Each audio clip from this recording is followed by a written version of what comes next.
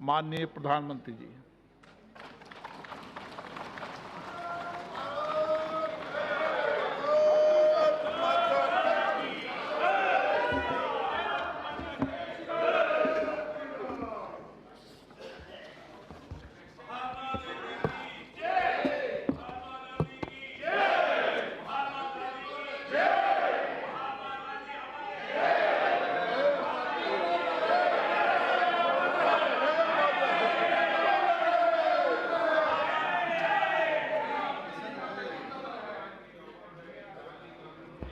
बस इतना ही।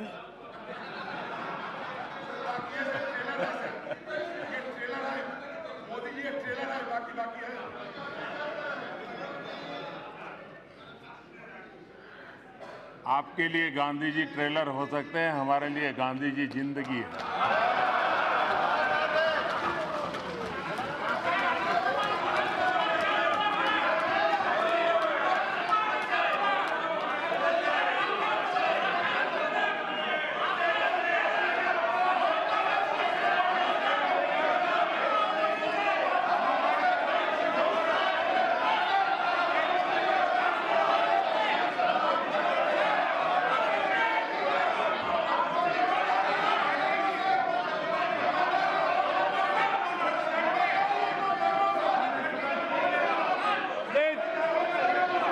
No, please, बहनी जी, गोगई जी, प्लीज, नो, बहनी जी, चलो,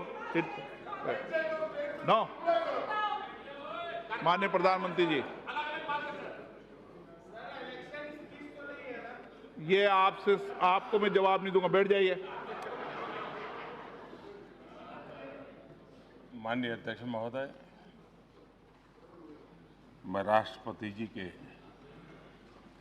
अभिभाषण पर धन्यवाद प्रस्ताव पर राष्ट्रपति जी का आभार व्यक्त करने के लिए सर माननीय राष्ट्रपति जी होना चाहिए सर उपस्थित हुआ हूं।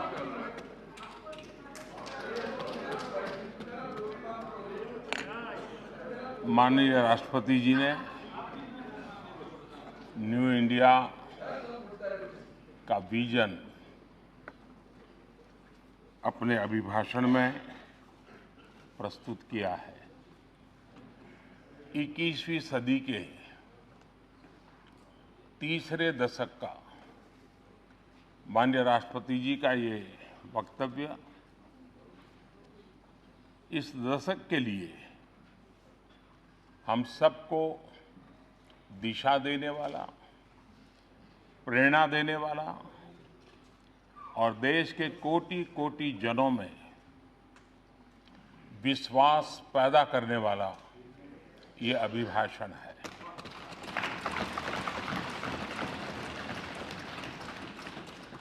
इस चर्चा में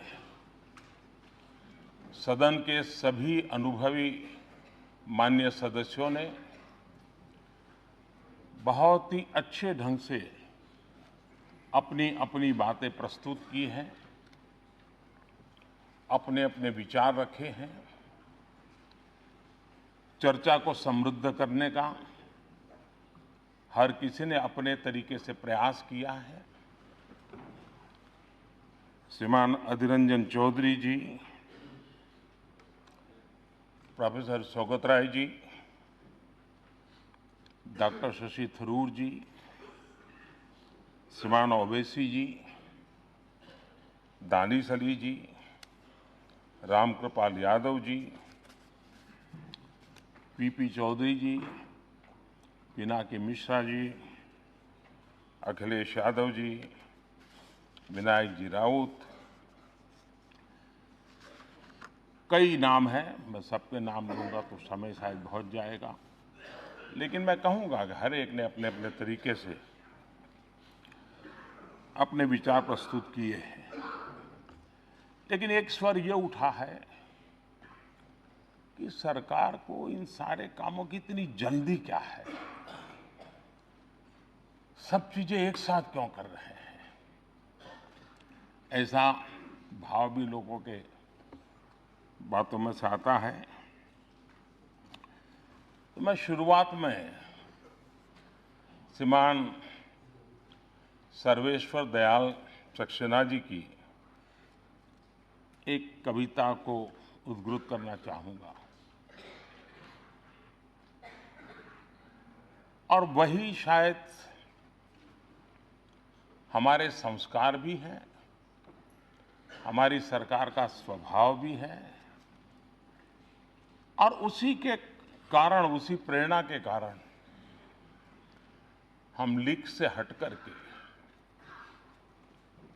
तेज गति से आगे बढ़ने की दिशा में प्रयास कर रहे हैं। श्रीमान सर्वेश्वर दयाल जी ने अपनी एक कविता में लिखा है, लीक पर वो चले, लीक पर वे चले जिनके चरण दुर्बल और हारे हैं, जिनके चरण दुर्बल और हारे हैं। हमें तो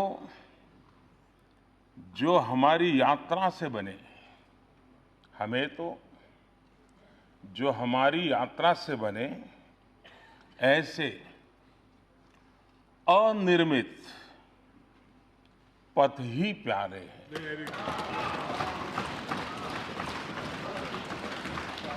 माननीय अध्यक्ष जी, और इसलिए लोगों ने सिर्फ एक सरकार बदली है ऐसा नहीं है, सरोकार भी बदलने की अपेक्षा की है।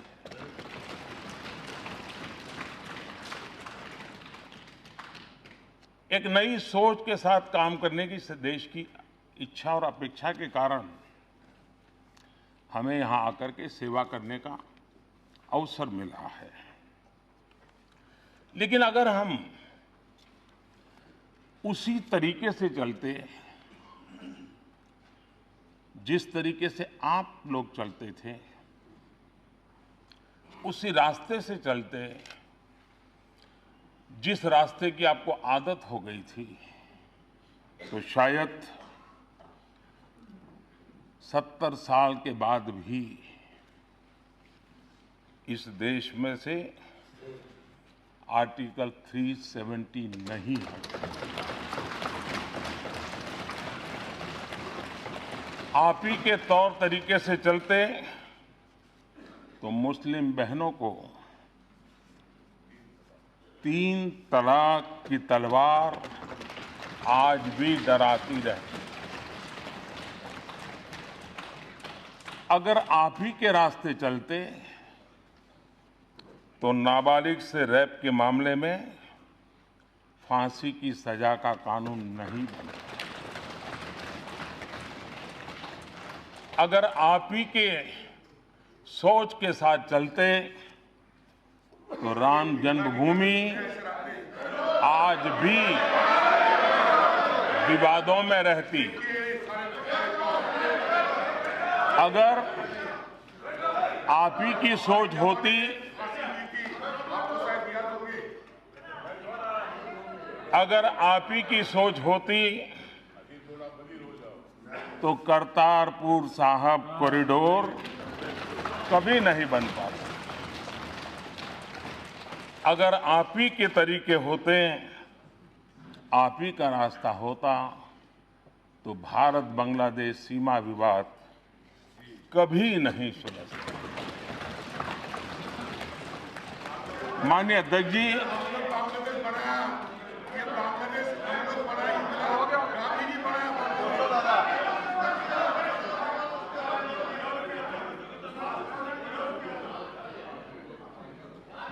जब मैं माननीय अधीर जी को देखता हूं, सुनता हूं, तो मैं सबसे पहले किरण रिजिजू जी को बधाई देता हूं, क्योंकि उन्होंने जो फिट इंडिया मूवमेंट चलाया है, उस फिट इंडिया मूवमेंट का प्रचार प्रसार अधीर जी बहुत बढ़िया ढंग से करते हैं।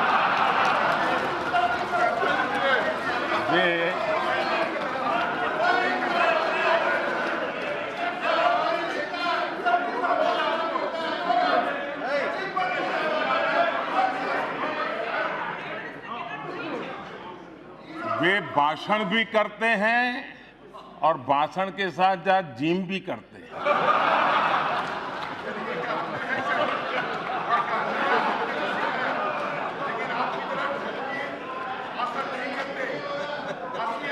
तो ये फिट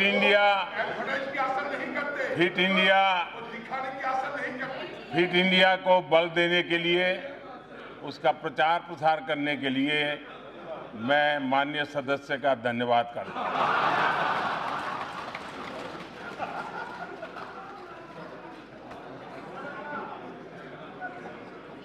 माननीय अध्यक्ष जी, कोई इस बात से तो इनकार नहीं कर सकता है कि देश चुनौतियों से लोहा लेने के लिए हर पल कोशिश करता रहा है।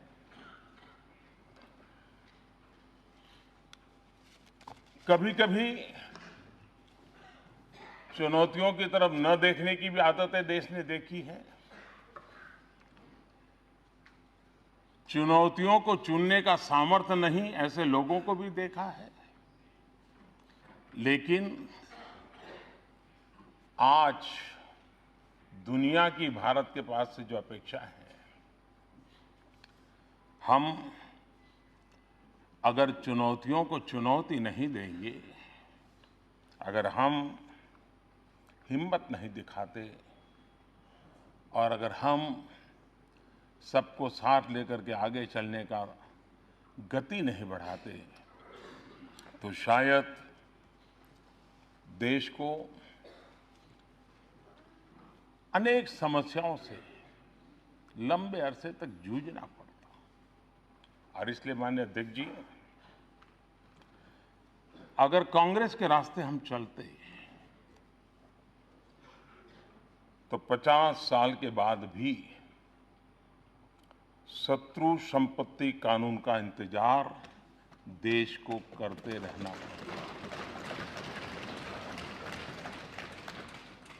35 साल बाद भी नेक्स्ट जनरेशन लड़ाकू विमान का इंतजार देश को करते रहना पड़ेगा। 28 साल के बाद भी बेनामी संपत्ति कानून लागू नहीं होगा। 20 साल बाद भी चीफ ऑफ डिफेंस स्टाफ की नियुक्ति नहीं हो पाती। माननीय अध्यक्ष जी, हमारी सरकार तेज गति की वजह से, और हमारा मकसद है हम एक नई लकीर बना करके लीक से हट करके चलना चाहते हैं। और इसलिए हम इस बात को भली भांति समझते हैं कि आजादी के 70 साल के बाद देश लंबा इंतजार करने के लिए तैयार नहीं और नहीं होना चाहिए। और इसलिए हमारी कोशिश है स्पीड भी बढ़े, स्केल भी बढ़े, डिटर्मिनेशन भी हो और डिसिसिवनेस भी हो, सेंसिटिविटी भी हो और सॉल्यूशन भी होना चाहिए। हमने जिस तेज गति से काम किया है, उस तेज गति से काम का परिणाम है कि देश की जनता ने 5 साल में देखा और देखने के बाद उसी तेज गति से आगे बढ़ने के लिए थोड़ी अधिक ताकत के साथ हमें फिर से सेवा करने का मौका दिया।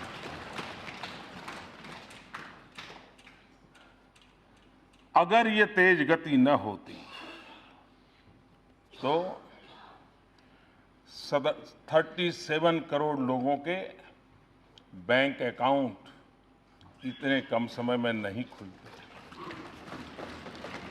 अगर गति तेज न होती तो 11 करोड़ लोगों के घरों में शौचालय का काम पूरा नहीं होता।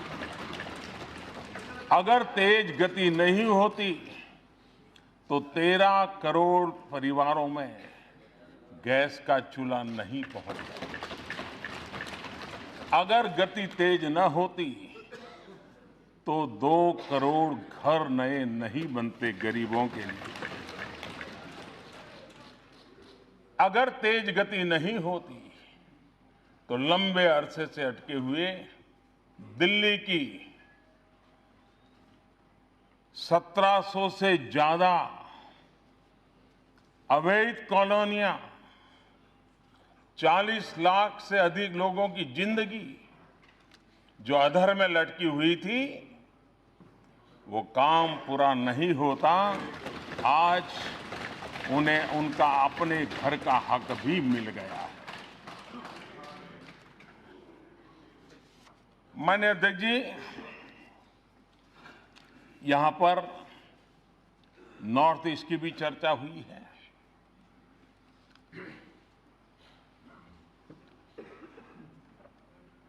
नॉर्थ ईस्ट को कितने दशकों तक इंतजार करना पड़ा। वहां पर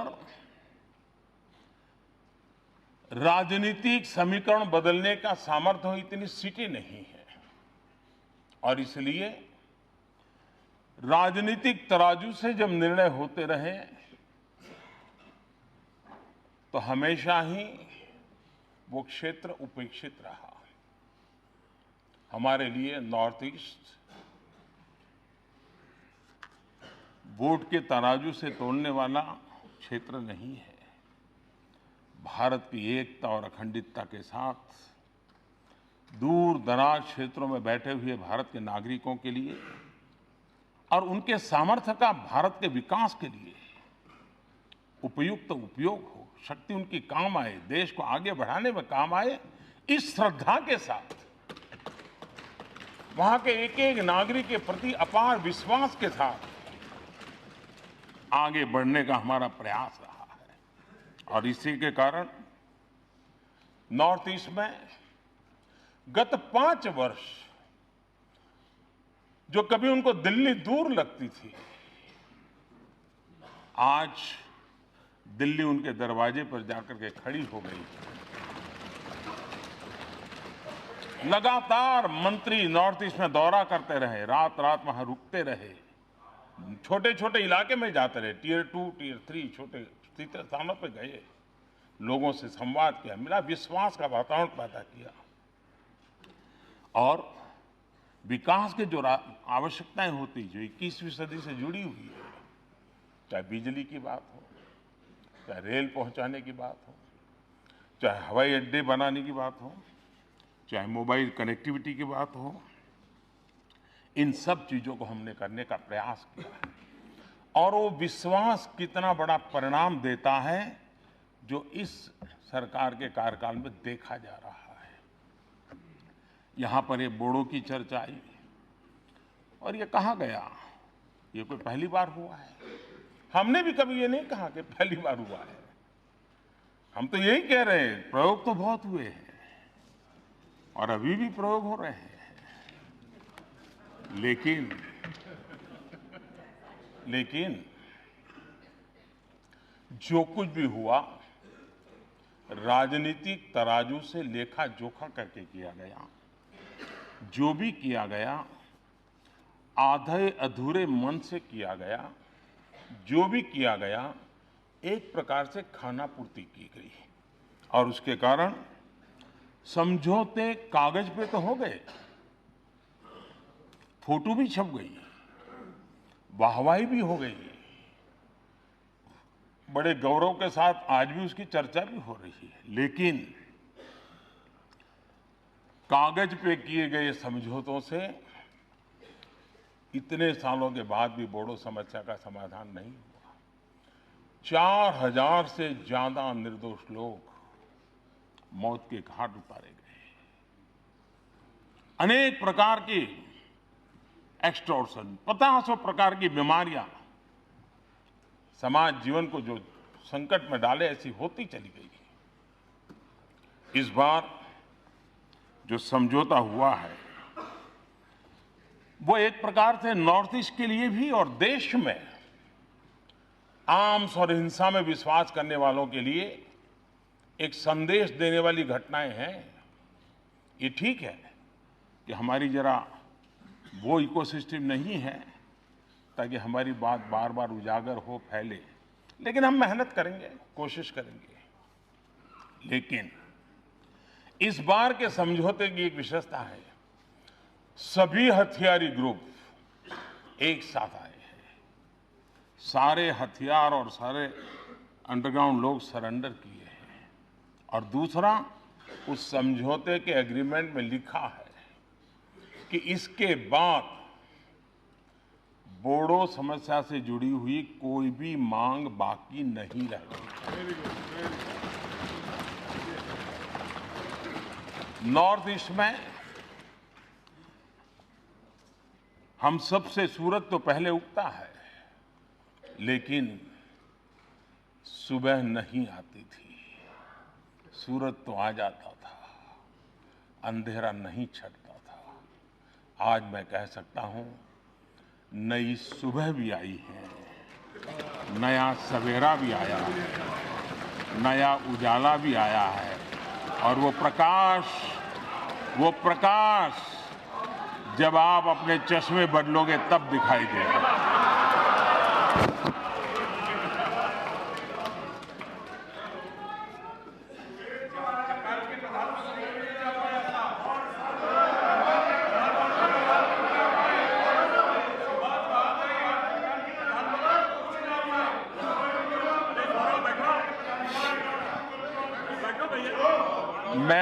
मैं आपका बहुत आभारी हूं, ताकि बोलने के लिए बीच बीच में मुझे आप विराम दे रहे हैं।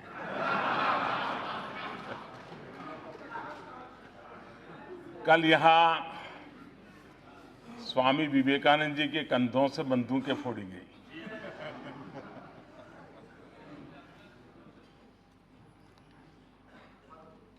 आपने उसको रिकॉर्ड पर से निकाल दिया है, इसलिए मैं उल्लेख तो नहीं करूंगा,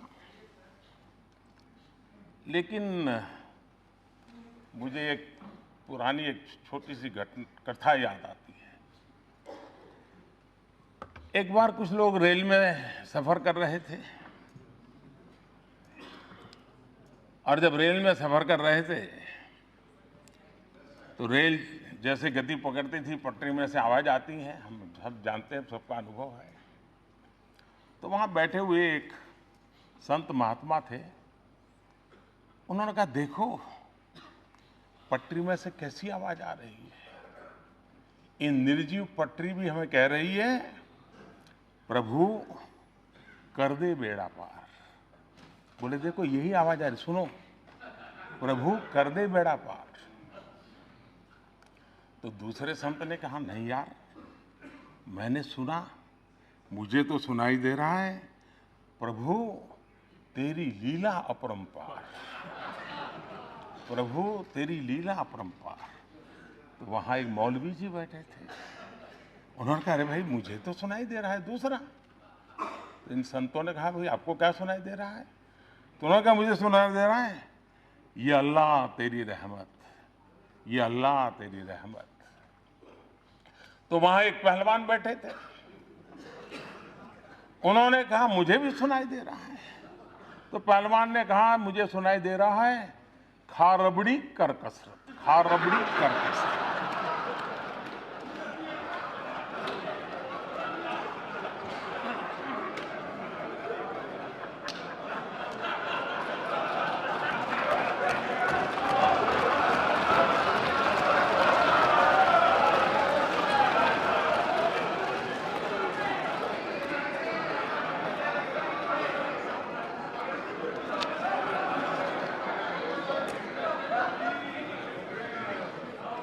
कल जो विवेकानंद जी के नाम से कहा गया,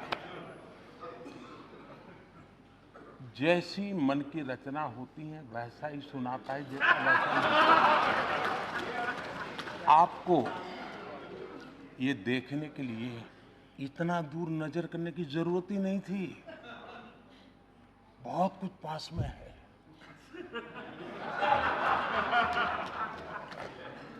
सर, अपने लोगों को कहिए कि स्वामी जी से आप ना करें। यही मैं कहता कि वो जो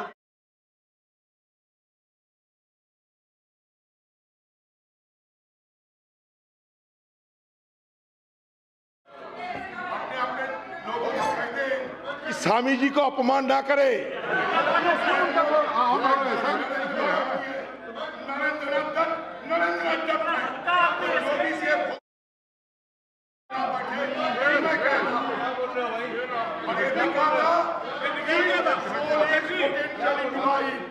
माननीय जो की राजनीति को पता नहीं है क्या बोल रहे हैं, मत करो।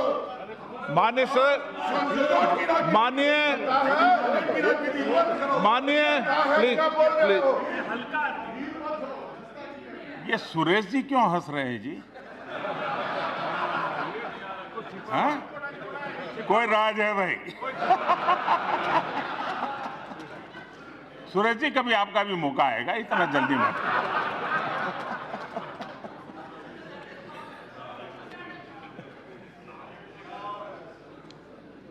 माननीय अध्यक्ष जी,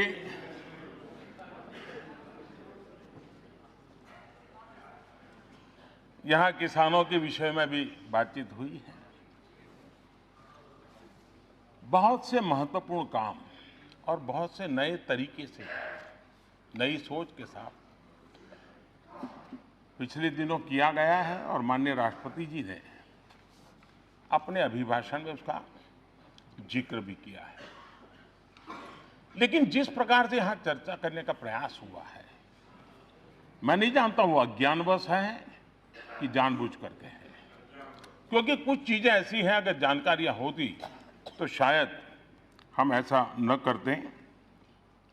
हम जानते हैं कि 1.5 गुना एमएसपी करने वाला विषय कितने लंबे समय से अटका हुआ था। हमारे समय का नहीं था, पहले से था। लेकिन ये किसानों के प्रति हमारी जिम्मेवारी थी कि उस काम को भी हमने पूरा कर दिया। मैं हैरान हूं, सिंचाई योजनाएं 80-90% धन खर्चे करके 20-20 साल से पड़ी हुई थी, कोई पूछने वाला नहीं था। फोटो निकलवा दी, बस काम हो गया। हमको करीब 99 ऐसी योजनाओं को हाथ लगाना पड़ा। 1 लाख करोड़ रुपए से ज्यादा खर्च करके उनको उसके लॉजिकल एंड तक ले गए और अब किसानों को उसका फायदा होना शुरू हुआ।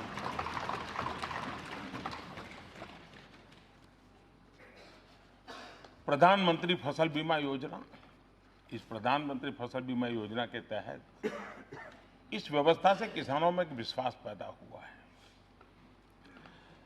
किसानों की तरफ से करीब 13,000 करोड़ रुपए प्रीमियम आया, लेकिन प्राकृतिक आपदा के कारण जो नुकसान हुआ उसके तहत करीब 56,000 करोड़ रुपए किसानों को बीमा योजना से प्राप्त हुए।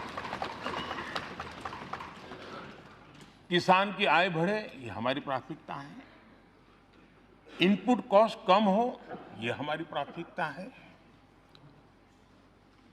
और पहले एमएसपी के नाम पे क्या होता था हमारे देश में? पहले 7 लाख टन दाल और तिलहन की खरीद हुई। हमारे कार्यकाल में 100 लाख टन। 7 और 100 का फर्क तो समझ आएगा। इनाम योजना, आज डिजिटल वर्ल्ड है, हमारा किसान भी मोबाइल फोन से दुनिया के दाम देख रहा है, समझ रहा है। इनाम योजना के नाते किसान अपना बाजार में माल बेच सके, उस योजना को लिया हमने। और मुझे खुशी है कि गांव का किसान इस व्यवस्था से करीब 1.25 करोड़ किसान अब तक उससे जुड़ चुके हैं और करीब करीब 1 लाख करोड़ रुपए का कारोबार किसानों ने अपनी पैदावार का इस इनाम योजना से किया है। टेक्नोलॉजी का उपयोग किया है। हमने किसान क्रेडिट कार्ड का विस्तार हो, उसके साथ साथ एलाइड एक्टिविटीज, चाहे पशुपालन हो, मछली पालन हो, मुर्गी पालन हो, सौर ऊर्जा की तरफ जाने का प्रयास हो, सोलार पंप की बात हो, ऐसे नए अनेक चीजें जोड़ी हैं जिसके कारण आज उसकी आर्थिक स्थिति में भी एक बहुत बड़ा बदलाव आया है।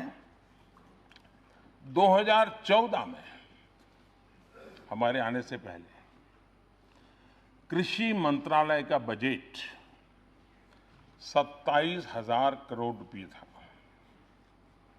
अब ये बढ़कर के 5 गुना 27,000 करोड़ था, बढ़कर के 5 गुना और लगभग 1.5 लाख करोड़ हमने पहुंचाया।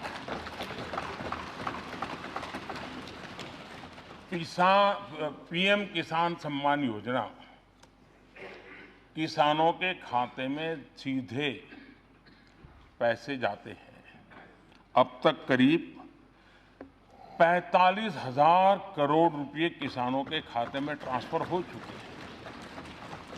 कोई बिचौलिया नहीं, कोई फाइलों की झंझट नहीं, एक क्लिक दबाया पैसे पहुंच गए। लेकिन मैं जरूर यहां माननीय सदस्यों से आग्रह करूंगा कि राजनीति करते रहिए, करनी भी चाहिए, क्योंकि मैं जानता हूं आपकी तकलीफ, लेकिन क्या हम राजनीति करने के लिए किसानों के हितों के साथ खिलवाड़ करेंगे? मैं उन माननीय सदस्यों से विशेष आग्रह करूंगा कि अपने राज्य में देखें, जो किसानों के नाम पर बढ़ चढ़ करके बोल रहे हैं वो जरा ज्यादा देखें कि क्या उनके राज्य के किसानों को पीएम किसान सम्मान निधि मिले, उसके लिए वो सरकारें किसानों की सूची क्यों नहीं दे रहे हैं, इस योजना के साथ क्यों नहीं जुड़ रहे हैं? नुकसान किसका हुआ? किसका नुकसान हुआ? उस राज्य के किसानों का हुआ। मैं चाहूंगा यहां कोई माननीय सदस्य ऐसा नहीं होगा कि जो दबी जबान में तो खुल करके शायद न बोल पाए, क्योंकि कहीं जगह पे बहुत कुछ होता है, लेकिन उनको पता होगा। उसी प्रकार से मैं माननीय सदस्यों के कहूंगा जिन्होंने किसानों के लिए बहुत कुछ कहा है, उन राज्यों में जरा देखिए आप कि जहां किसानों को वादे कर करके, बहुत बड़ी बड़ी बातें कर करके वोट बटोर लिए, शपथ ले लिए, सत्ता सिंहासन पा लिया, लेकिन किसानों के वादे पूरे नहीं किए गए। कम से कम मैं यहां बैठे हुए माननीय सदस्य उन राज्यों के भी प्रतिनिधि होंगे तो वो जरूर उन राज्यों को कहें कि किसानों को उनका हक देने में कोताही न बरते। माननीय अध्यक्ष जी, जब ऑल पार्टी मीटिंग हुई थी तब मैंने विस्तार से सबके सामने एक प्रार्थना भी की थी और अपने विचार भी रखे थे। उसके बाद सदन के प्रारंभ में जब मीडिया के लोगों से मैं बात कर रहा था तब भी मैंने कहा था कि ये सत्र हम पूरी तरह आर्थिक विषय, देश की आर्थिक परिस्थिति, इन सारे विषयों को इस सत्र हम समर्पित करें। हमारे पास जितनी भी चेतना है, जितना भी सामर्थ्य है, जितने भी बुद्धि प्रतिभा है, सबका निचोड़ इस सत्र में दोनों सदनों में हम लेकर के आए हैं। क्योंकि जो देश, दुनिया की आज जो आर्थिक स्थिति है, उसका लाभ उठाने के लिए भारत कौन से कदम उठाए, कौन सी दिशा को अपनाए जिससे लाभ हो। मैं चाहूंगा कि ये सत्र, अभी भी समय है,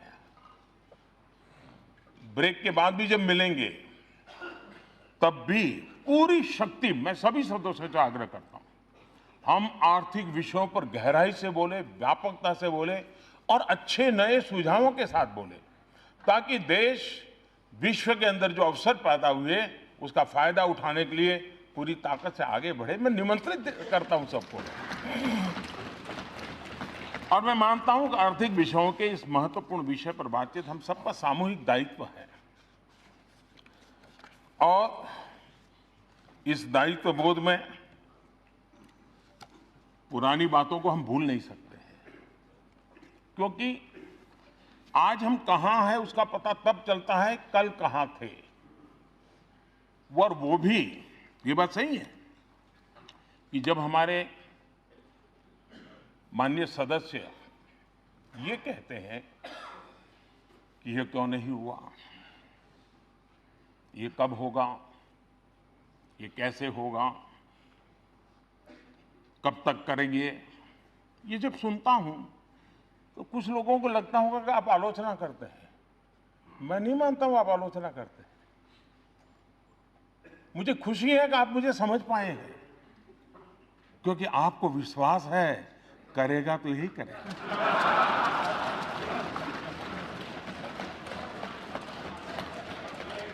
और इसलिए मैं आपके इन बातों को आलोचना नहीं मानता हूं, मार्गदर्शक मानता हूं, प्रेरणा मानता हूं। और इसलिए मैं इन सारी बातों का स्वागत करता हूं और स्वीकार करने का प्रयास भी करता हूं। और इसलिए इस प्रकार की जितनी बातें बताई गई हैं, इसके लिए तो मैं विशेष रूप से धन्यवाद करता हूं, क्योंकि क्यों नहीं हुआ, कब होगा, कैसे होगा, ये अच्छी बातें हैं, देश के लिए हम सोचते हैं।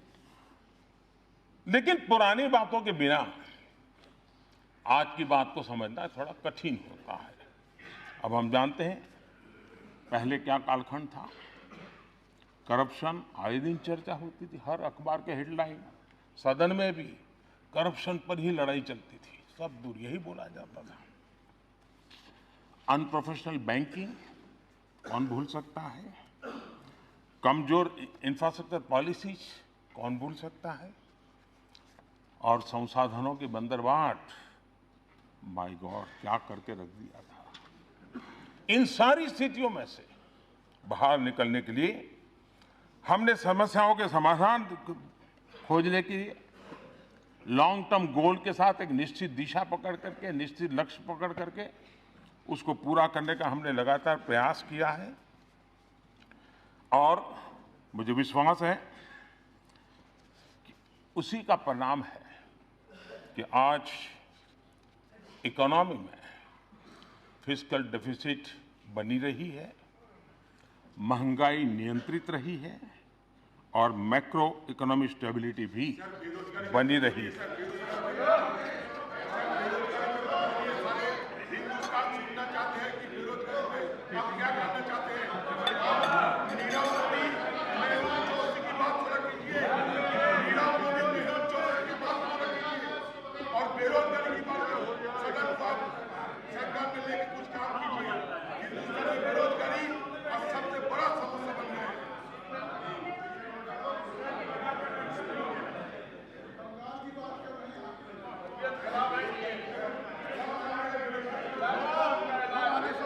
मैं आपका आभारी हूं, क्योंकि आपने मेरे प्रति विश्वास जताया है। ये भी काम हम ही करेंगे। हाँ, एक काम नहीं करेंगे, एक काम न करेंगे, एक काम न करेंगे, न होने देंगे, वो है आपकी बेरोजगारी नहीं हटने देंगे।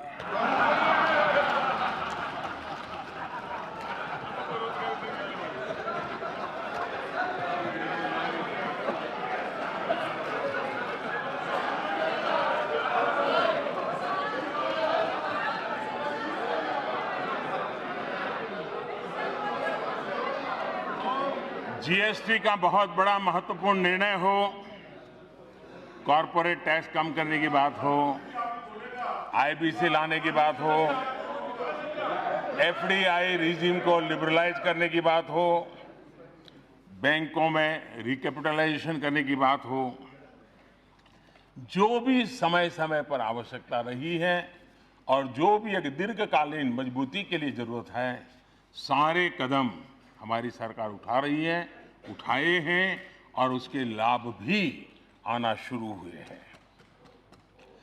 और वो रिफॉर्म्स जिसकी चर्चा हमेशा हुई है, आपके यहां भी जो पंडित लोग थे वो यही कहते रहते थे, लेकिन कर नहीं पाते थे। अर्थशास्त्री भी जिन बातों की बातें करते थे, आज एक के बाद एक उसको लागू करने का काम हमारी सरकार कर गई। इन्वेस्टर्स का भरोसा बढ़े, अर्थव्यवस्था को मजबूती मिले, उसको लेकर के भी हमने कई महत्वपूर्ण निर्णय किए हैं। 2019 जनवरी से 2020 के बीच 6 बार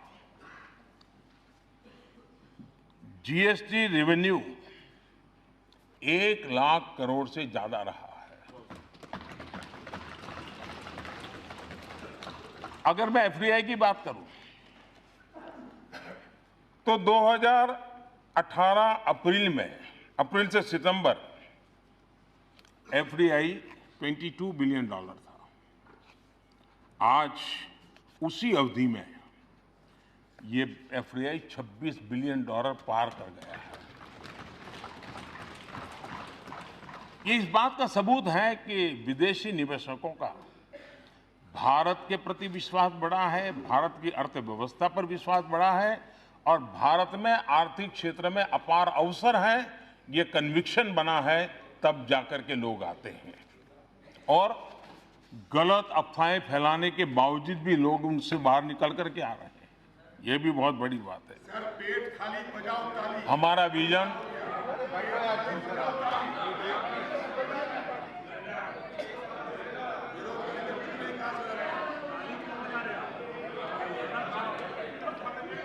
हमारा vision greater investment, better infrastructure, increase value addition और ज्यादा से ज्यादा जॉब क्रिएशन पर है।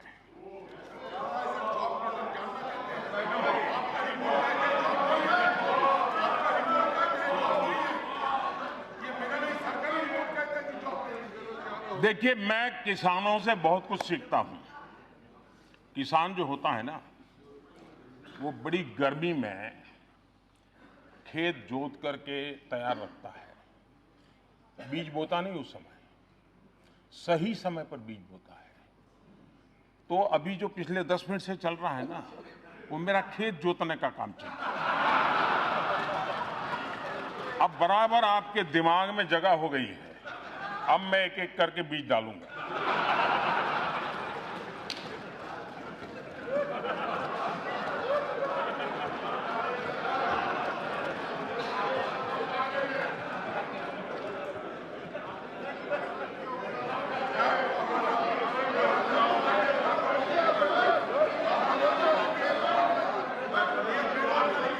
माननीय अध्यक्ष जी, मुद्रा योजना,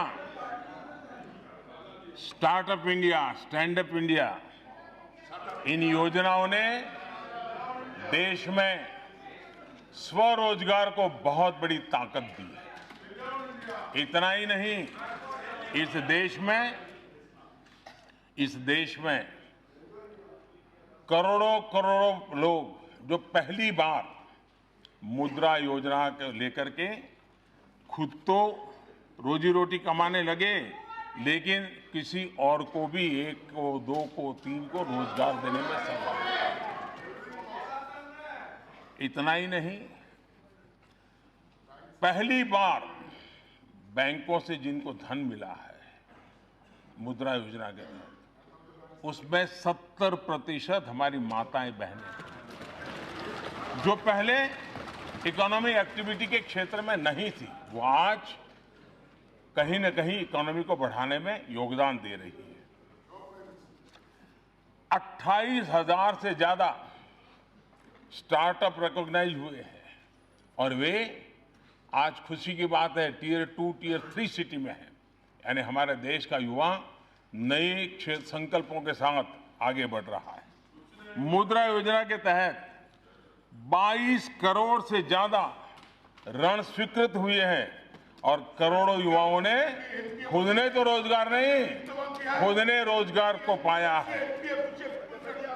फॉर्मल सेक्टर में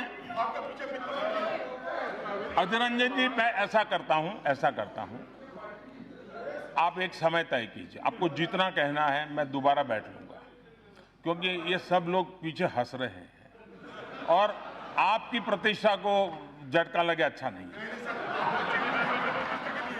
सर मेरी प्रतिष्ठा के लिए आपको मैं काफी सेल्फ सफिशिएंट हूं, लेकिन आपने जो उल्टा तो मुझे ये ड्यूटी लगाया, ये बात को आप रजिस्ट करें। 70 साल की इस देश की राजनीति ऐसी रही है कि कोई कांग्रेसी सेल्फ सफिशिएंट नहीं हो सकता, ऐसा हो ही नहीं सकता।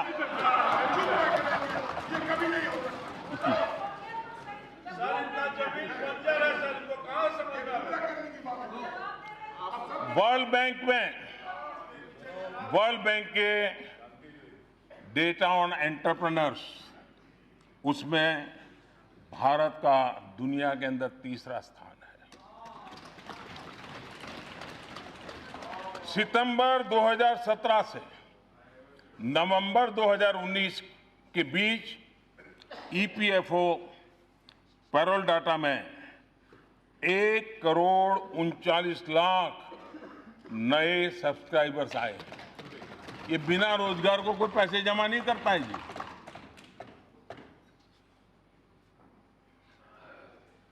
मैंने कांग्रेस के एक नेता का कल घोषणा पत्र सुना।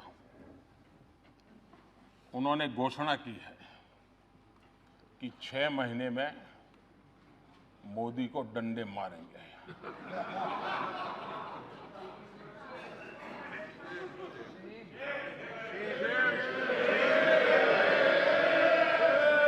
और ये डंडे मारेंगे तो हम भी मारेंगे। और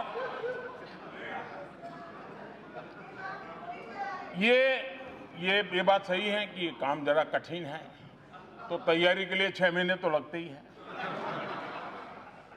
तो 6 महीने का समय तो अच्छा है, लेकिन मैं भी 6 महीने में तय किया हूं कि रोज सूर्य नमस्कार की संख्या बढ़ा दूंगा, ताकि अब तक करीब 20 साल से जिस प्रकार की गंदी गालियां सुन रहा हूं और अपने आप को गाली प्रूफ बना दिया है, 6 महीने ऐसे सूर्य नमस्कार करूंगा कि मेरी पीठ को भी हर डंडे झेलने की ताकत वाला बना दूंगा। तो मैं आभारी हूं कि पहले से अनाउंस कर दिया गया है, तो मुझे ये 6 महीना आप एक्सरसाइज बढ़ाने का टाइम मिलेगा।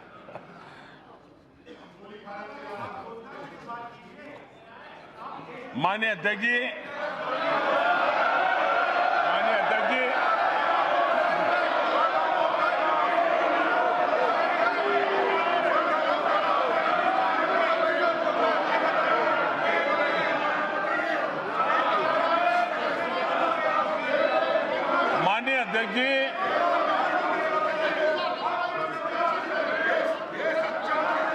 माननीय अध्यक्ष जी,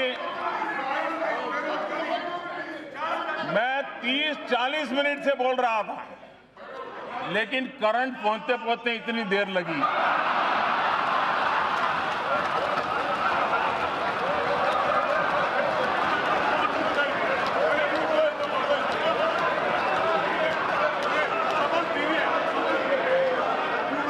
बहुत सी ट्यूबलाइट का ऐसा ही होता है।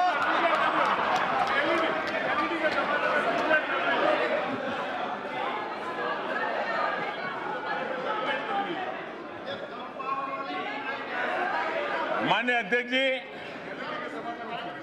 इंडस्ट्री 4.0 और डिजिटल इकोनॉमी, ये करोड़ों नई जॉब्स के लिए अवसर लेकर के आती है।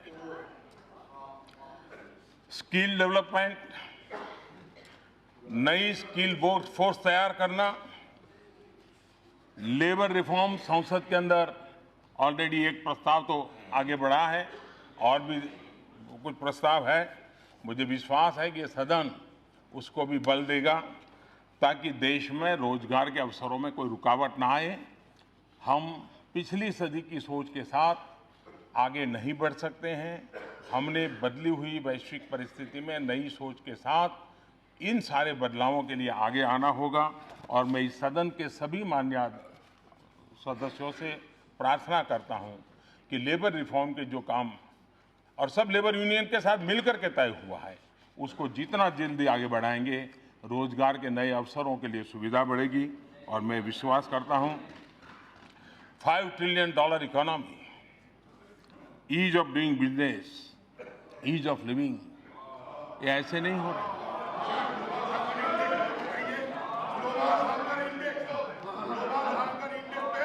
बांग्लादेश से भी पीछे हो गए, पाकिस्तान से पीछे है ग्लोबल हंगर इंडेक्स में। क्यों? आपकी जमाने में आपकी जमाने में लाभ आपके वो बेचा जा रहा है। सारे प्रॉफिट मेकिंग इंडस्ट्री के भाषण में हम लोग बैठे थे। अधीर जी, माननीय मंत्री जी कोई टिप्पणी मत कीजिए, बार-बार उठना ठीक नहीं। माननीय अध्यक्ष जी,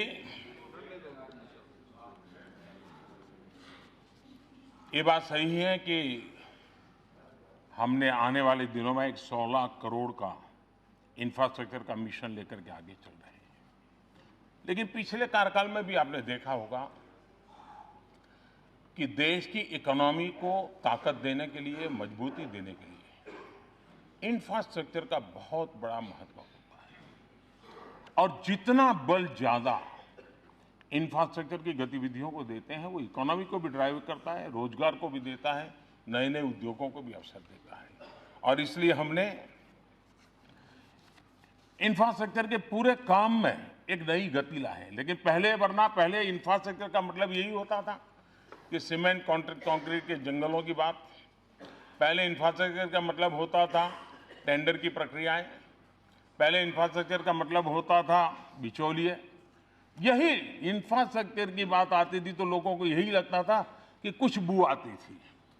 आज हमने ट्रांसपेरेंसी के साथ 21वीं सदी आधुनिक भारत बनाने के लिए जिस इंफ्रास्ट्रक्चर की कल्पना कर सकते हैं, उस पर बल दिया है। और हमारी भूमि, हमारे लिए इंफ्रास्ट्रक्चर ये सिर्फ एक सीमेंट कंक्रीट का खेल नहीं है। मैं मानता हूं इंफ्रास्ट्रक्चर एक भविष्य लेकर के आता है। करगिल से कन्याकुमारी और कच्छ से कोहिमा, इसको अगर जोड़ने का काम करने की ताकत होती तो इंफ्रास्ट्रक्चर में होती है। एस्पिरेशंस और अचीवमेंट्स को जोड़ने का काम इंफ्रास्ट्रक्चर करता है।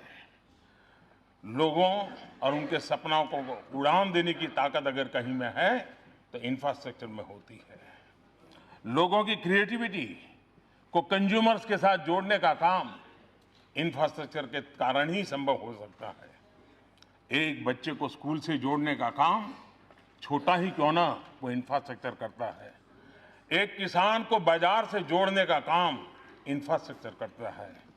एक व्यवसायी को उसके कंज्यूमर के साथ जोड़ने का काम भी इंफ्रास्ट्रक्चर करता है।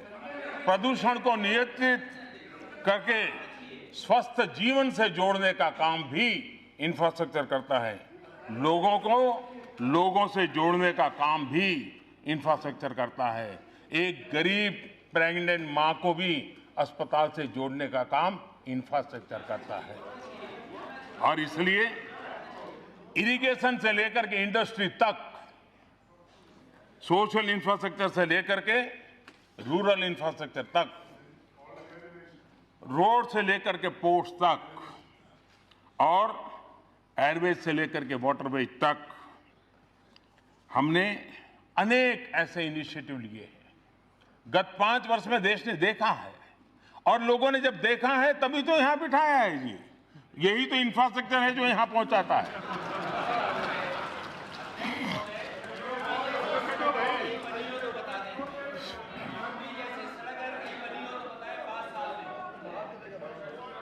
यूपी की जनता ने बता दिया है जी।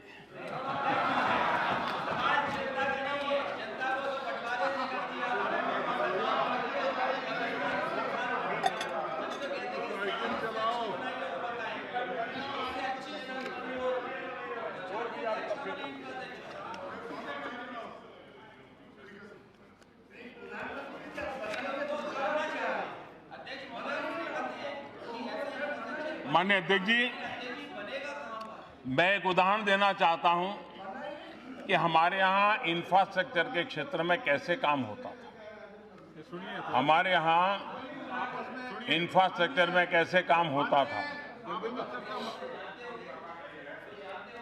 ये सिर्फ हमारा दिल्ली का ही विचार ले लीजिए। ये दिल्ली में ट्रैफिक, एनवायरनमेंट और हजारों ट्रक दिल्ली के बीच से गुजर रही थी। 2009 में यूपीए सरकार का संकल्प था कि 2009 तक ये दिल्ली के सराउंडिंग जो पेरिफेरल एक्सप्रेसवे है, इसको 2009 तक पूरा करने का यूपीए सरकार का संकल्प था। 2014 में हम आए, तब तक कागज पे ही वो लकीरें बनकर के पड़ा हुआ था। और 2014 के बाद मिशन मोड में हमने काम लिया और आज पेरिफेरल एक्सप्रेसवे का काम हो गया। 40,000 से ज्यादा ट्रकें जो आज दिल्ली में नहीं आती, सीधी बाहर जाती हैं और दिल्ली को प्रदूषण से बचाने में एक अहम कदम ये भी है। लेकिन इंफ्रास्ट्रक्चर का महत्व क्या होता है? 2009 तक पूरा करने का सपना 2014 तक कागज के लकीर बनकर के पड़ा रहा हो, ये अंतर है। उसको समझने के लिए थोड़ा टाइम लगेगा।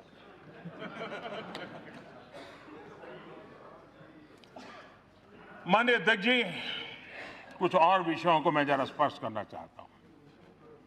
शशि थरूर जी, नींद आती होगी लेकिन फिर भी क्योंकि कुछ लोगों ने जरा बार बार यहां पर संविधान बचाने की बातें की है, और मैं भी मानता हूं कि संविधान बचाने की बात कांग्रेस ने दिन में 100 बार बोलनी चाहिए। कांग्रेस के लिए मंत्र होना चाहिए, संविधान बचाओ, संविधान बचाओ, क्यों जरूरी है। क्योंकि संविधान के साथ कब क्या हुआ, अगर संविधान का महात्म्य समझते तो संविधान के साथ यह न हुआ होता। और इसलिए जितनी बार आप संविधान बोलोगे, हो सकता है कुछ चीजें आपको अपनी गलतियों का एहसास करवा देगी, आपके इरादों का एहसास करवा देगी, और आपको सच में संविधान इस देश के अंदर महामूल्य है, इसका ताकत का अनुभव कराएगी। माननीय अध्यक्ष जी, यही लोग हैं।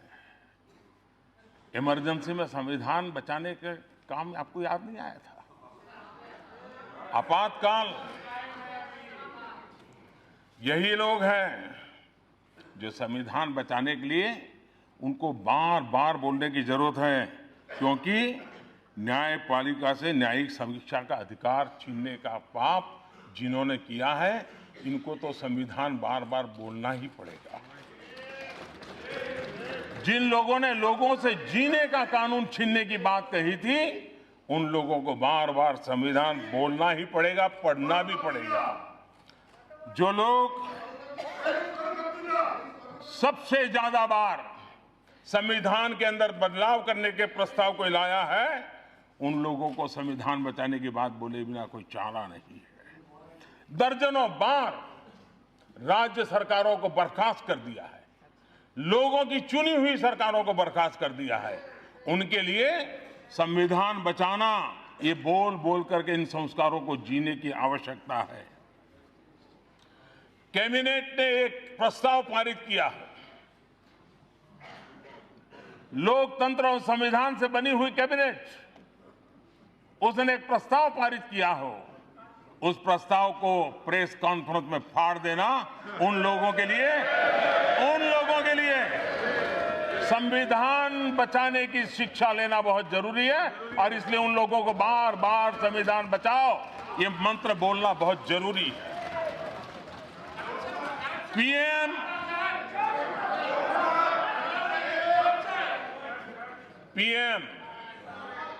और पीएमओ,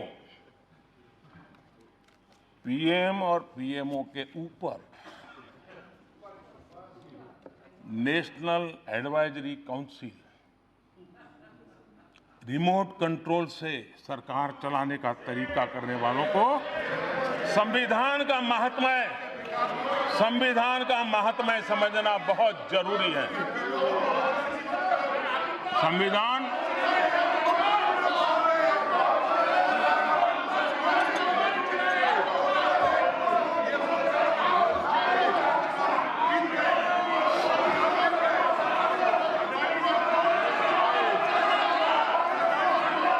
माननीय अध्यक्ष जी,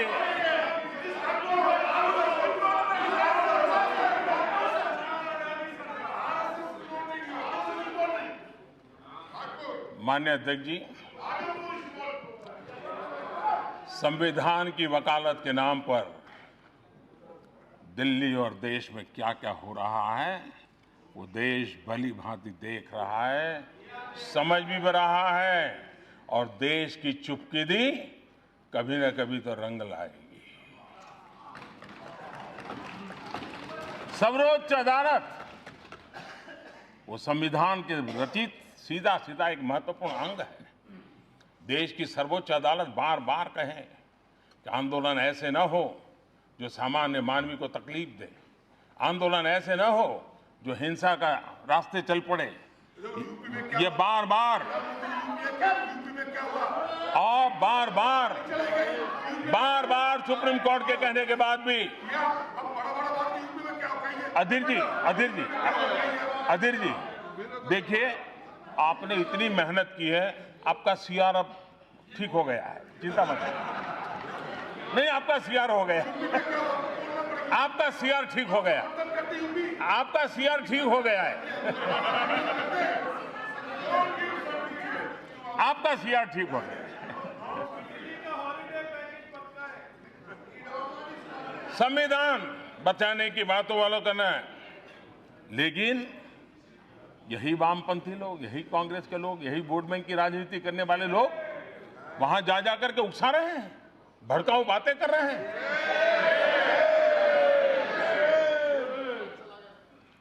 माननीय अध्यक्ष जी, एक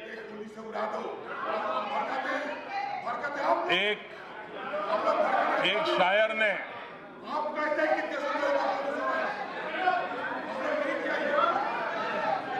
माननीय अध्यक्ष जी, एक शायर ने कहा था, और शायद इस स्थिति को बड़ी सटीक तरीके से,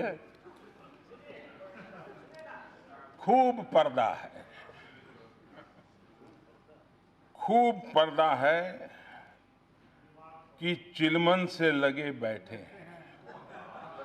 खूब पर्दा है कि चिलमन से लगे बैठे हैं, सांप छुपते भी नहीं, सामने आते भी नहीं।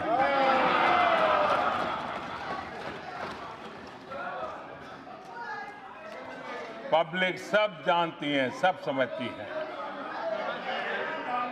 जिस तरह के बयान दिए गए सदन में, उसका जिक्र सही नहीं है। माननीय अध्यक्ष जी, पिछले दिनों जो भाषाएं बोली गई हैं, जिस प्रकार के वक्तव्य दिए गए हैं, वो इसका जिक्र और सदन के बड़े बड़े नेता भी वहां पहुंच जाते हैं, इसका बहुत बड़ा अफसोस है। लेकिन शाहीन बाग में गोली चलाना कांग्रेस के समय में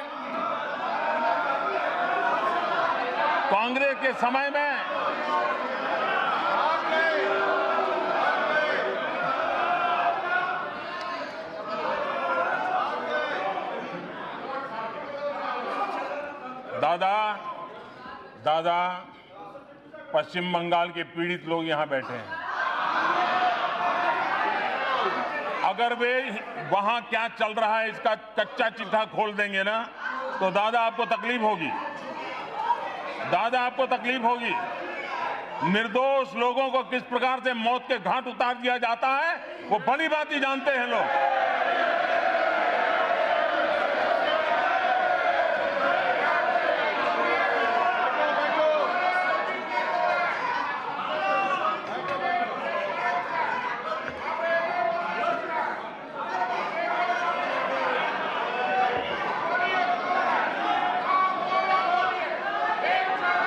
माननीय अध्यक्ष जी,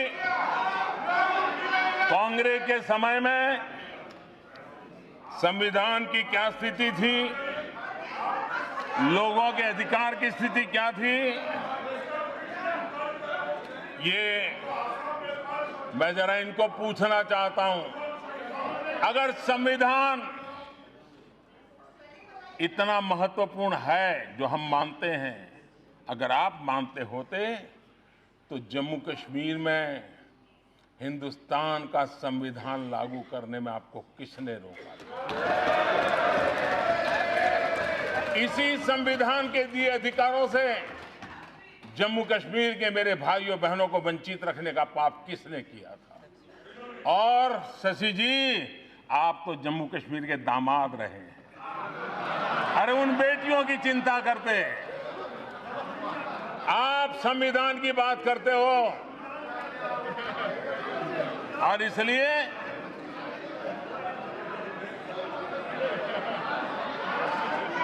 माननीय अध्यक्ष जी, एक सांसद ने कहा, एक माननीय सांसद ने कहा कि जम्मू कश्मीर ने अपनी आइडेंटिटी खोई है। किसी ने कहा, किसी की नजर में तो जम्मू कश्मीर मतलब जमीन ही था।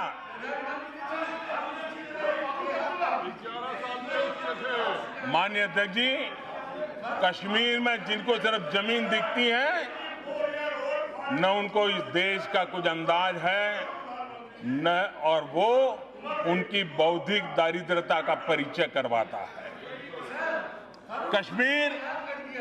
कश्मीर ये भारत का मुकुटमणि है। कश्मीर ये भारत का मुकुटमणि है। माननीय अध्यक्ष जी, कश्मीर की आइडेंटिटी बम, बंदूक और अलगाववाद बना दी गई थी। 19 जनवरी 1990, जो लोग आइडेंटिटी की बात करते हैं, 19 जनवरी 1990, वो काली रात, उसी दिन कुछ लोगों ने कश्मीर की आइडेंटिटी को दफना दिया था।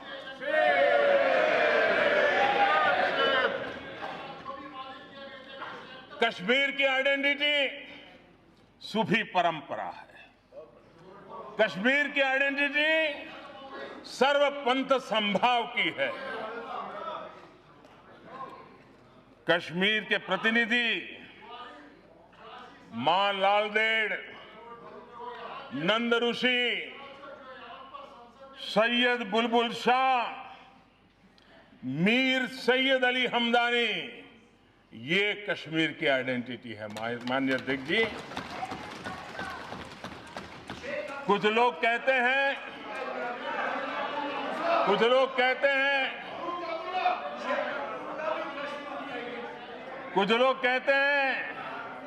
आर्टिकल 370 हटाने के बाद आग लग जाएगी।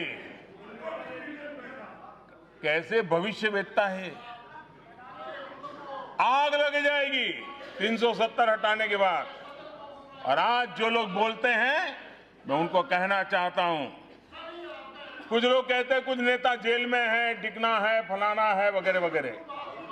जरा मैं इस सदन, ये संविधान की रक्षा करने वाला सदन है, ये संविधान को समर्पित सदन है, ये संविधान का गौरव करने वाला सदन है, ये संविधान के प्रति दायित्व निभाने वाले सदस्यों से बना हुआ सदन है। तब जाकर के मैं सभी मान्य सदस्यों के आत्मा को छूने की आज कोशिश करना चाहता हूं, अगर है तो।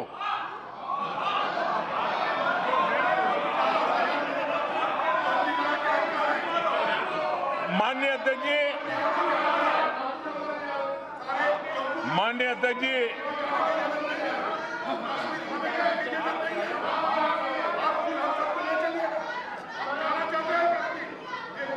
माननीय अध्यक्ष जी, महबूबा मुफ्ती जी ने 5 अगस्त को क्या कहा था? महबूबा मुफ्ती जी ने कहा था, और संविधान को समर्पित लोग जरा ध्यान से सुने। महबूबा मुफ्ती जी ने कहा था, भारत ने, ये शब्द बड़े गंभीर है, उन्होंने कहा था भारत ने कश्मीर के साथ धोखा किया है। हमने जिस देश के साथ रहने का फैसला किया था उसने हमें धोखा दिया है। ऐसा लगता है कि हमने 1947 में गलत चुनाव कर लिया था। क्या ये संविधान को मानने वाले लोग इस प्रकार की भाषा को स्वीकार कर सकते हैं? क्या उनकी वकालत करते हो, उनका अनुमोदन करते हो? उसी प्रकार से श्रीमान उमर अब्दुल्ला जी ने कहा था, उन्होंने कहा था आर्टिकल 370 को हटाना, आर्टिकल 370 को हटाना।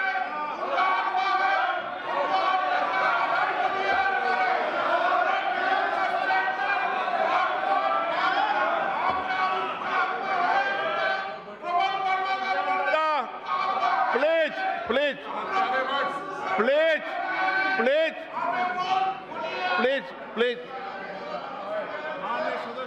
माननीय अध्यक्ष जी, उमर अब्दुल्ला जी ने कहा था कि आर्टिकल 370 को हटाना ऐसा भूकंप लाएगा कि कश्मीर भारत से अलग हो जाएगा। माननीय अध्यक्ष जी, फारूक अब्दुल्ला जी ने कहा था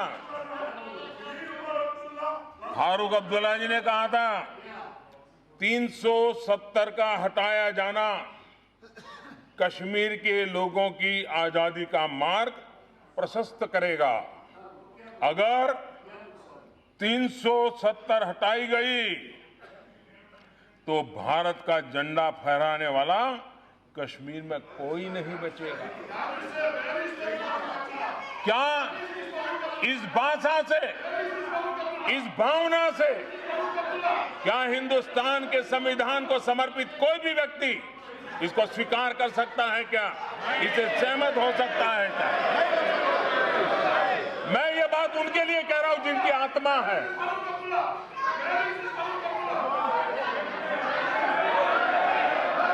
माननीय अध्यक्ष जी,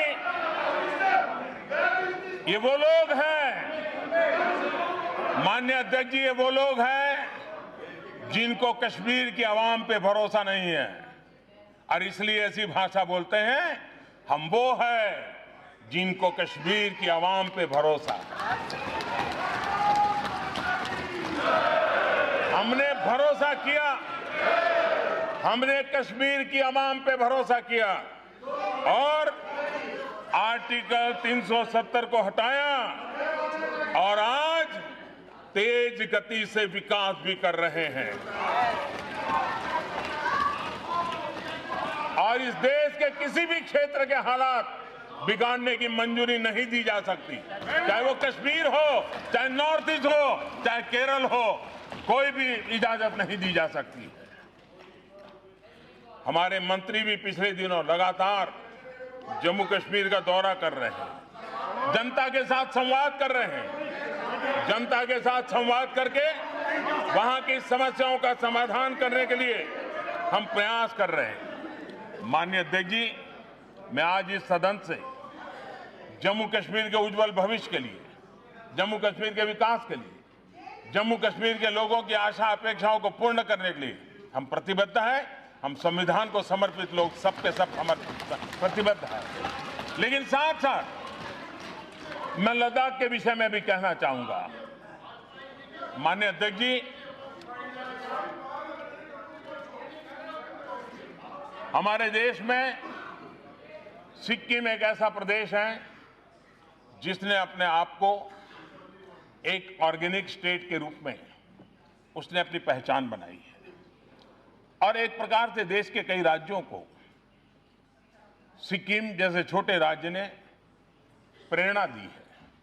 सिक्किम के किसान, सिक्किम के नागरिक, उसके लिए अभिनंदन के अधिकारी। लद्दाख, मैं मानता हूं लद्दाख के विषय में मेरे मन में बहुत चित्र साफ है, और इसलिए हम चाहते हैं कि लद्दाख जिस प्रकार से हमारे पड़ोस में भूटान की भूरी भूरी प्रशंसा होती है एनवायरनमेंट को लेकर, कार्बन न्यूट्रल कंट्री के रूप में दुनिया में उसकी पहचान बनी है। हम देशवासी संकल्प करते हैं, और हम सबको संकल्प करना चाहिए कि हम लद्दाख को भी एक कार्बन न्यूट्रल इकाई के रूप में डेवलप करेंगे, देश के लिए एक पहचान बनाएंगे, और उसका लाभ आने वाली पीढ़ियों को एक मॉडल के रूप में मिलेगा, ऐसा मुझे पूरा विश्वास है। और मैं जब लद्दाख जाऊंगा, इनको उनके साथ रह करके मैं इसकी एक डिजाइन बनाने की दिशा में आगे बढ़ रहा हूं। माननीय अध्यक्ष जी, यहां पर जो कानून इस सदन ने पारित किया, जो संशोधन दोनों सदनों में पारित हुआ, जो नोटिफाई हो गया, उसके संबंध में भी कुछ न कुछ कोशिशें हो रही है। सीएए लाने,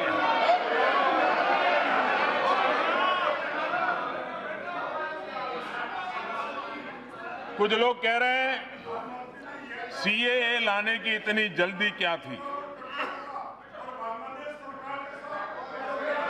कुछ माननीय सदस्यों ने यह कहा कि यह सरकार भेदभाव कर रही है, ये सरकार हिंदू और मुस्लिम कर रही है। कुछ ने कहा कि हम देश के टुकड़े करना चाहते हैं। बहुत कुछ कहा गया, और यहां से बाहर बहुत कुछ बोला जाता है। काल्पनिक भय पैदा करने के लिए पूरी शक्ति लगा दी गई है,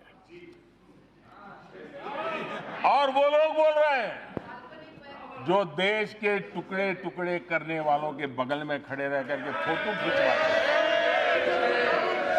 देश के टुकड़े टुकड़े करने वालों के बगल में खड़े होकर के जो लोग फोटो खिंचवाते हैं दशकों से, पाकिस्तान यही भाषा बोलता आया है। पाकिस्तान यही बातें कर रहा है। भारत के मुसलमानों को भड़काने के लिए पाकिस्तान ने कोई कसर छोड़ी नहीं है। भारत के मुसलमानों को गुमराह करने के लिए पाकिस्तान ने हर खेल खेले हैं, हर रंग दिखाए हैं, और अब उनकी बात चलती नहीं है। पाकिस्तान की बात बढ़ नहीं पा रही है। तब जब मैं हैरान हूं कि जिनको हिंदुस्तान की जनता ने सत्ता के सिंहासन से घर भेज दिया, वे आज उस काम को कर रहे हैं जो कभी ये देश सोच भी नहीं सकता था। हमें याद दिलाया जा रहा है कि क्विट इंडिया का नारा देने वाले, जय हिंद का नारा देने वाले हमारे मुस्लिम ही थे। दिक्कत यही है कि कांग्रेस और उसकी नजर में ये लोग हमेशा ही सिर्फ और सिर्फ मुस्लिम थे। हमारे लिए, हमारी नजर में वो भारतीय है, हिंदुस्तानी है। खान अब्दुल गफार खान हो,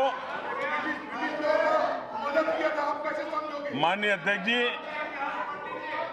मेरा सौभाग्य रहा है कि लड़कपन में मेरा सौभाग्य रहा है कि लड़कपन में खान अब्दुल गफार खान जी के चरण छूने का मुझे अवसर मिला था। मैं इसे अपना गर्व मानता हूं। माननीय अध्यक्ष जी, खान अब्दुल गफार खान हो, अशफाकुल्ला खां हो, बेगम हजरत महल हो, वीर शहीद अबलूद हमी हो, या पूर्व राष्ट्रपति श्रीमान एपीजे अब्दुल कलाम हो, सबके सब हमारी नजर से भारतीय हैं। सदन का समय ज्यादा लेने के लिए मैंने नाम कुछ कम बोले, आप जोड़ देना ना, जो भी ये नाम लिखवा दे मेरे भाषण में लिख देना। Thank you for this assistance.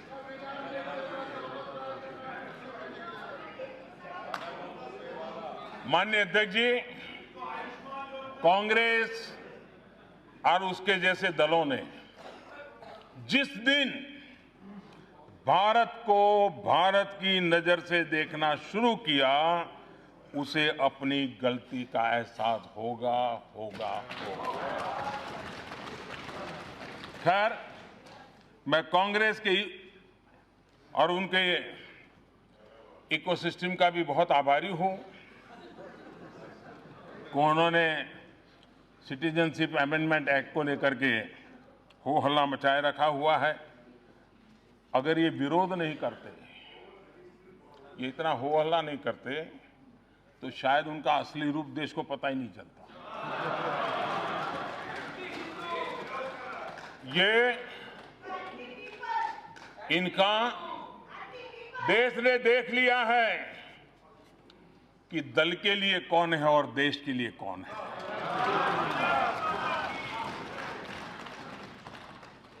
और मैं चाहता हूं, जब चर्चा निकल पड़ी है तो बात दूर तक चली जाए। माननीय अध्यक्ष जी, प्रधानमंत्री बनने की इच्छा किसी की भी हो सकती है और उसमें कुछ बुरा भी नहीं, लेकिन किसी को प्रधानमंत्री बनना था, इसलिए हिंदुस्तान के ऊपर एक लकीर खींची गई और देश का बंटवारा कर दिया गया। बंटवारे के बाद जिस तरह पाकिस्तान में हिंदुओं, सिखों और अन्य अल्पसंख्यकों पर अत्याचार हुआ, जुल्म हुआ, जोर जबरदस्ती हुई, उसकी कल्पना तक नहीं की जा सकती। मैं कांग्रेस के साथियों से जरा पूछना चाहता हूं, क्या आपने कभी भूपेंद्र कुमार दत्ता का नाम सुना है?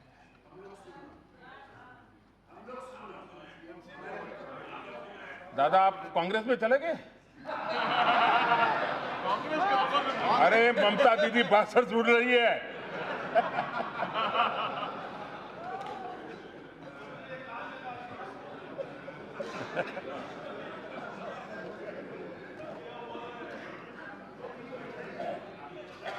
कांग्रेस के लिए जानना बहुत जरूरी है और जो यहां नहीं है उनको भी जानना जरूरी है।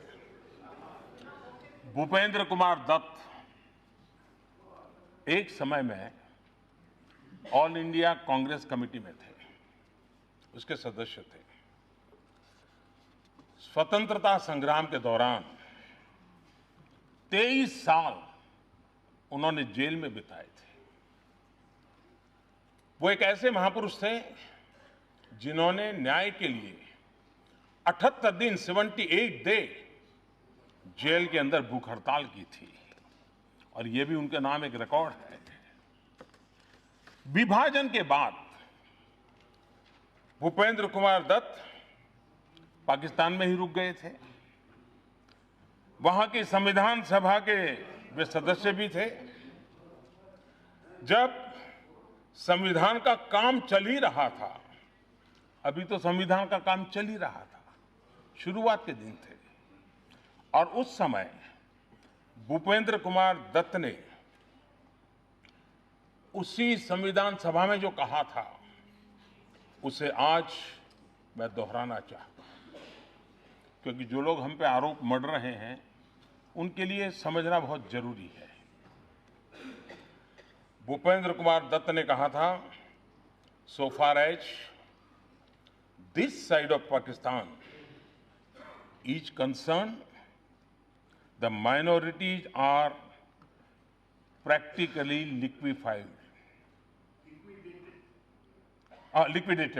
practically liquidated.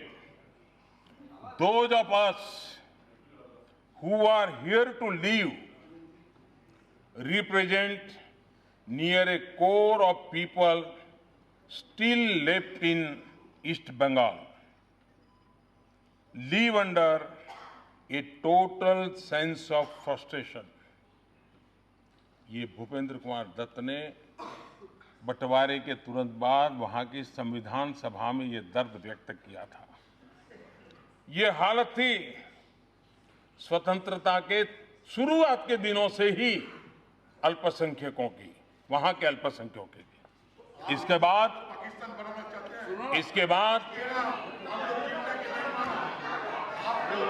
बाद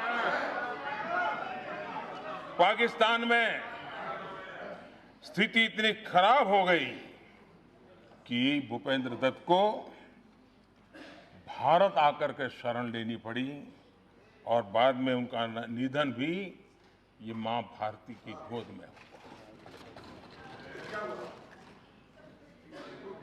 तब के पाकिस्तान में आपके लिए तो कुछ नहीं हुआ जी, कुछ नहीं हुआ। आपके लिए तो सामान्य, हाँ आए तो आए, मरे तो मरे। यही है, यही आपकी सोच है, यही आपकी सोच है महापुरुष, यही आपकी सोच है।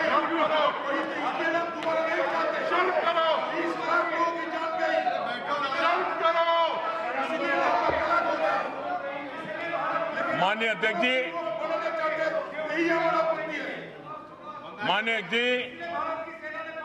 तब के पाकिस्तान में एक और बड़े स्वतंत्र सेनानी रुक गए थे, जोगेंद्रनाथ मंडल।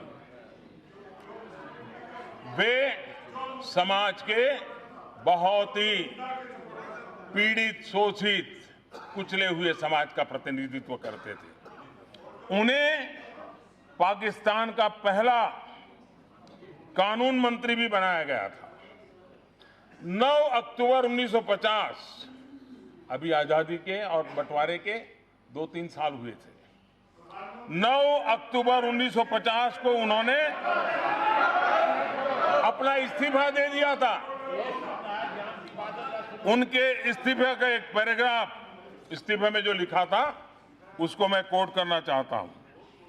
उन्होंने लिखा था, I must say that this policy of driving out Hindus from Pakistan has succeeded completely in West Pakistan and is nearing completion in East Pakistan. उन्होंने आगे कहा था, Pakistan has not given the Muslim League entire satisfaction and a full sense of security. They now want to get rid of the Hindu intelligentsia so that the political, economic and social life of Pakistan may not in any way influenced by them. ये मंडल जी ने अपने इस्तीफे में लिखा था। इन्हें भी आखिरकार भारत ही आना पड़ा और उनका निधन भी मां भारती की गोद में हुआ। इतने दशकों के बाद भी पाकिस्तान की सोच नहीं बदली है। वहां आज भी अल्पसंख्यकों पर अत्याचार हो रहे हैं। अभी अभी नानकाना साहब के साथ क्या हुआ वो सारे देश और दुनिया ने देखा है।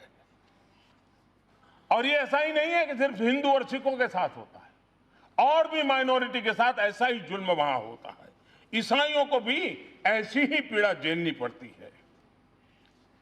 सदन के मैं चर्चा के दौरान गांधी जी के कथन को लेकर के भी बात कही गई। कहा गया कि सीए पर सरकार जो कह रही है वो गांधी जी की भावना नहीं थी। खैर, कांग्रेस जैसे दलों ने तो गांधी जी की बातों को तो दशकों पहले छोड़ दिया था।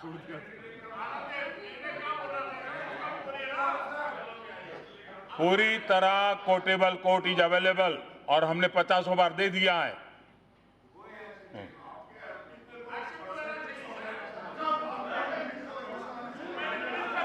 लेकिन आपने तो गांधी जी को छोड़ दिया है और इसलिए न देश आपसे कोई अपेक्षा करता है, लेकिन जिसके आधार पर कांग्रेस की रोजी रोटी चल रही है, मैं आज उनकी बात करना चाहता हूं। 1950 में नेहरू लियाकत समझौता हुआ। भारत और पाकिस्तान में रहने वाले माइनॉरिटी की सुरक्षा को लेकर के यह समझौता हुआ। समझौते का आधार पाकिस्तान में धार्मिक अल्पसंख्यकों के साथ भेदभावपूर्ण व्यवहार नहीं होगा। पाकिस्तान में रहने वाले जो लोग हैं, जिसमें जो धार्मिक अल्पसंख्यक है, जिसकी बात हम बोल रहे हैं, उसके संबंध में नेहरू और लियाकत के बीच में एग्रीमेंट हुआ था। अब कांग्रेस को जवाब देना होगा। नेहरू जैसे इतने बड़े सेक्युलर, नेहरू जैसे इतने बड़े महान विचारक, इतने बड़े विजनरी और आपके लिए सब कुछ, उन्होंने उस समय वहां की माइनॉरिटी के बजाय सारे नागरिक ऐसा शब्द प्रयोग क्यों नहीं किया? अगर इतने ही महान थे, इतने ही उदार थे, तो क्यों नहीं किया भाई? कोई तो कारण होगा। लेकिन इस सत्य को आप कब तक झुठलाओगे? भाइयों बहनों, माननीय सदस्य अध्यक्ष जी और माननीय सदस्यगण, ये उस समय की बात है। ये मैं उस समय की बात बता रहा हूं।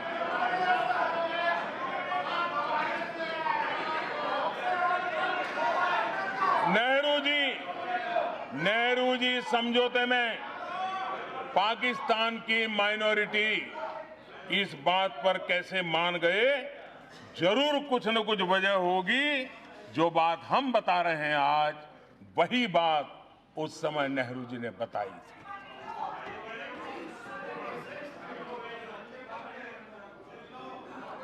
माननीय अध्यक्ष जी, नेहरू जी ने माइनॉरिटी शब्द क्यों प्रयोग किया, ये आप बोलेंगे नहीं क्योंकि आपको तकलीफ है, लेकिन नेहरू जी खुद इसका जवाब देके गए। मुझे मालूम है आप उनको भी छोड़ दोगे, जहां जरूरत पड़े आप किसी को भी छोड़ सकते। नेहरू जी ने नेहरू लियाकत समझौता साइन होने के एक साल पहले असम के तत्कालीन मुख्यमंत्री श्रीमान गोपीनाथ जी को एक पत्र लिखा था, और गोपीनाथ जी को पत्र में जो लिखा था वो उसमें कोट करना चाहता हूं। उन्होंने पत्र में लिखा था, जो लोग हमको कहते हैं ना हम हिंदू मुस्लिम कर रहे हैं, हम देश को बांट रहे हैं, ये नेहरू जी ने क्या कहा था ये जरा याद रखना। गोपीनाथ जी जो असम के मुख्यमंत्री थे, नेहरू जी ने लिखा था,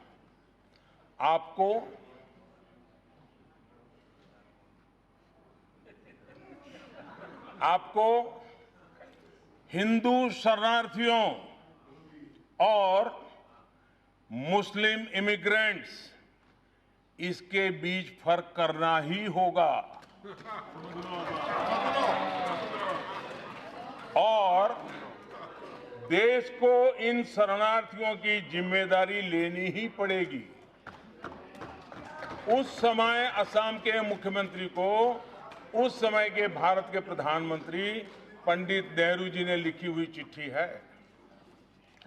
नेहरू लियाकत समझौते के बाद कुछ महीनों के भीतर ही नेहरू जी का इसी संसद के फ्लोर पर 5 नवंबर 1950 उनका एक बयान है।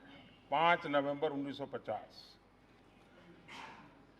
5 नवंबर 1950 नेहरू जी ने कहा था, इसमें कोई संदेह नहीं है कि जो प्रभावित लोग भारत में सेटल होने के लिए आए हैं, ये नागरिकता मिलने के हकदार है और अगर इसके लिए कानून अनुकूल नहीं है तो कानून में बदलाव किया जाना चाहिए। 5 नवंबर 1950 1963 में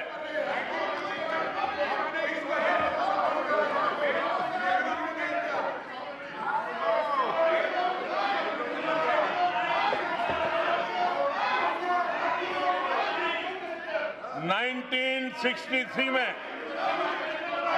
लोकसभा में, इसी सदन में और इसी जगह से 1963 में कॉल अटेंशन मोशन हुआ। उस समय प्रधानमंत्री नेहरू तत्कालीन विदेश मंत्री के रूप में भी जिम्मेदारी संभाल रहे थे। मोशन का जवाब देने के लिए विदेश राज्य मंत्री श्रीमान दिनेश सिंह जी जब बोल रहे थे तो आखिर में प्रधानमंत्री नेहरू जी ने बीच में उन्हें टोकते हुए कहा था, और उन्होंने जो कहा था मैं कोट कहता हूं, पूर्वी पाकिस्तान में वहां की अथॉरिटी हिंदुओं पर जबरदस्त दबाव बना रही है। ये पंडित जी का स्टेटमेंट था।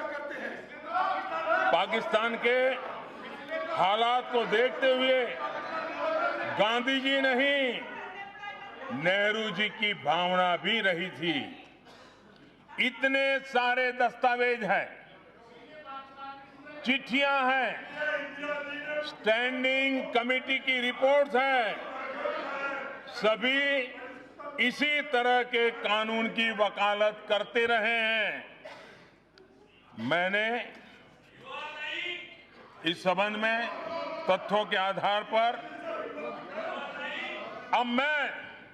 अब मैं कांग्रेस के खास रूप से पूछना चाहता हूं, और उनकी इकोसिस्टम भी मेरे सवाल समझेगी। जो ये सारी बातें मैंने बताई, क्या पंडित नेहरू कम्युनल थे? मैं जरा जानना चाहता हूं। क्या पंडित नेहरू हिंदू मुस्लिम में भेद किया करते थे? क्या पंडित नेहरू हिंदू राष्ट्र बनाना चाहते थे? जो उन्होंने जो बातें कही, क्या पंडित नेहरू हिंदू राष्ट्र बनाना चाहते थे? माननीय अध्यक्ष जी, कांग्रेस की दिक्कत ये है, वो बातें बनाती हैं, झूठे वादे करती हैं और दशकों तक वो वादों को टालती रहती है। आज हमारी सरकार अपने राष्ट्र निर्माताओं की भावनाओं पर चलते हुए फैसले ले रही है, तो कांग्रेस को दिक्कत हो रही है। और मैं फिर से स्पष्ट करना चाहता हूं, इस सदन के माध्यम से इस देश के 130 करोड़ नागरिकों को बड़ी जिम्मेवारी के साथ संविधान की मर्यादाओं को समझते हुए कहना चाहता हूं, संविधान की जिम्मेवारियों को समझते हुए कहना चाहता हूं, संविधान के प्रति समर्पण भाव से कहना चाहता हूं, देश के 130 करोड़ नागरिकों से कहना चाहता हूं, सीएए इस बिल से, इस एक्ट से हिंदुस्तान के किसी भी नागरिक पर किसी भी प्रकार का कोई प्रभाव होने वाला नहीं है। चाहे वो हिंदू हो, मुस्लिम हो, सिख हो, ईसाई हो, किसी को नहीं होने वाला। इससे भारत की माइनॉरिटी को कोई नुकसान होने वाला नहीं। फिर भी जिन लोगों को देश की जनता ने नकार दिया है, वो लोग वोट बैंक की राजनीति करने के लिए ये खेल खेल रहे हैं। और मैं जरा पूछना चाहता हूं, मैं कांग्रेस के लोगों से विशेष रूप से पूछना चाहता हूं, जो माइनॉरिटी के नाम पर अपनी राजनीतिक रोटियां सेकते रहते हैं, क्या कांग्रेस को 84 के दिल्ली के दंगे याद है? क्या माइनॉरिटी के साथ, क्या वो माइनॉरिटी नहीं थी? वो माइनॉरिटी थी कहीं था? क्या आप उन लोगों के, हमारे सिख भाइयों के गले में टायर बांध करके उनको जला दिया था?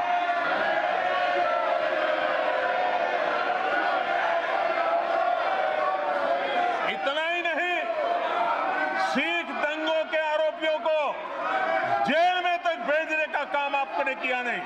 इतना ही नहीं, आप जिन पर आरोप लगे हुए हैं, सिख दंगों को भड़काने के जिन पर आरोप लगे हैं, उनको आज मुख्यमंत्री बना देते हो।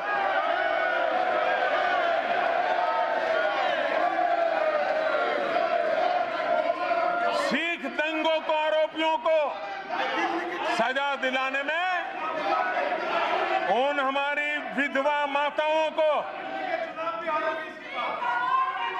3 दशक तक न्याय के लिए इंतजार करना पड़ा। क्या वो माइनॉरिटी नहीं थी? क्या माइनॉरिटी के लिए 2 तराजू होंगे? क्या यही आपके तरीके होंगे?